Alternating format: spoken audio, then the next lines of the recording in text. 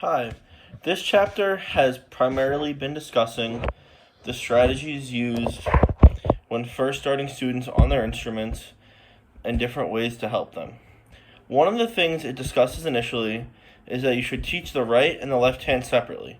This is because it's very hard for the dexterity of younger students, and this could lead to problems for then both the right hand and the left hand, as neither of them could get the proper care in learning how to use them. Another thing is to use multiple teaching styles.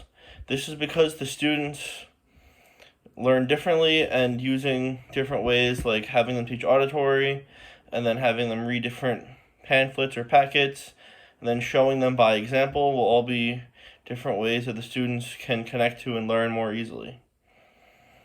It also discusses the orientation that your classroom should be in. When first and second year, it wants each section to be down in a straight row, going straight, like vertically, if you look at it from a top-down perspective. So that would then have the violins, 1, 2, or violin, viola, cello, bass. It also discusses how the instrument position is really important, especially learning at a young age, because this will be the time where they can gain the most information and they won't start these bad habits, which will then be significantly harder to break later in the future. It also says how there's basic music reading that should be learned, especially for some of the common keys that'll be used, like D, C, G, and F. This would then only have them learning a few sharps and one flat to begin with, but it's a good platform, especially for elementary school students. It also says students should be able to learn and pick up a little bit of aural skills. This would be things like being able to match pitch when hearing it, being able to match it with their voice, being able to differentiate pitches between one another, and then they could also be able to tune, like have basic tuning, be able to hear a note, and then if it's really out, be able to get close enough to that pitch. They also say how you can begin to teach improvisation skills, yet it's best taught with very strict parameters.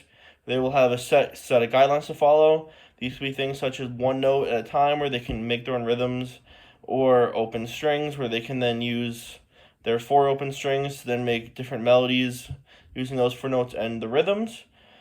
And then after that, it goes into how to properly size each instrument for the students.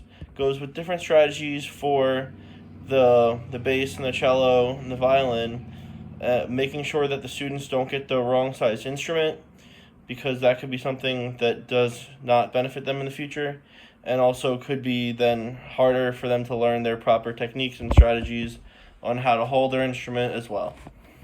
It goes through techniques on how to hold it. The violin and the viola have very similar structures on how to hold them. Goes through where you want the arm to be positioned, and then where you want it pointed, stuff like that. And then for the cello, obviously, where you want to have it sat, where you want to have the end pin sat, where you want it between your legs, angle, stuff like that. Same thing similarly for the basses. Discusses how you want to hold it while you are standing. And then after that, it goes through how to teach the proper left hand shape and the different positions and forms it should be in, how you want to more cup it, and you want to have the thumb around it for the violin and viola, whereas for the bass, you'd want to keep it tucked behind it. It then goes through different strategies and different teaching styles and somewhat sort of games that you can use to teach these students these methods, instead of just saying, here you go, here's this. That could be very important, because the students could learn this more easily and also then have a good time learning these strategies. And then after that, it goes for teaching pizzicato and how to do that on the regarding instruments. The pizzicato would be very similar then for the the violin and the viola, obviously. Slightly different for the cello, where the bass, different styles. It also goes through different styles of pizzicato and how to teach them through that. Overall, that was the chapter 2 video studying thing.